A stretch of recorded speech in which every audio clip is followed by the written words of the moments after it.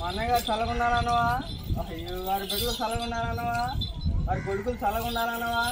అయ్యో వారి కళ మంచిదేనా? వారు జీవిస్తున్నావా? నువ్వు దేశ పాపన్నా అన్నావా? అయ్యో పో, మా అన్నగారు ఏదో నా దగ్గర పో. ఇంకొక అడిగంట చెప్పినవా? మనం ఇంకోసారి అన్నవా? సంతోషంగా ఉండాలన్నవా? అయ్యో వారి అమ్మాయి గారు వారికి అబ్బాయి గారు చల్లగా ఉండాలన్నవా? అయ్యో వారి కళ మంచిదేనా? వారి గుమ్మాలు చల్లగా ఉండాలన్నవా? రాముడు అయ్యో మా అక్కయ్య గారు చల్లగా ఉండాలన్నవా? మా పెద్దమ్మ చల్లగా ఉండాలన్నవా? అయ్యో అయ్యో వారి అమ్మగారు చల్లగా ఉండాలన్నవా? అయ్యో వారి అత్తగారు చల్లగా ఉండాలన్నవా? అయ్యో వారి కళ మంచిదేనా? అది జీవిస్తున్నావా? పేరు పడ్డోరేనా? నీ కానుకలు ఇస్తున్నారా? నువ్వు దానా కొనుక్కున్నావా? అది కళ మంచిదేనా?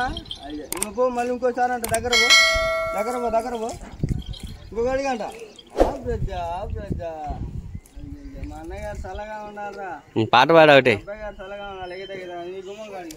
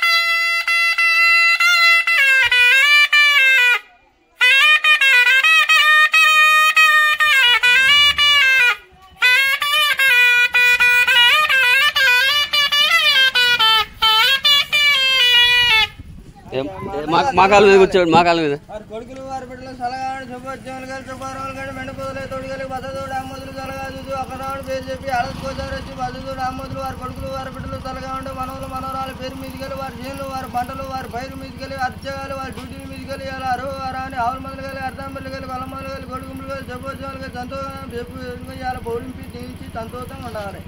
మా కాళ్ళ మీద కూర్చోబెట్టు. ఏడేసి మొత్తం బురద ఇవాళ పేరు ఉండాలి కదా. ఇది చెప్పినవా?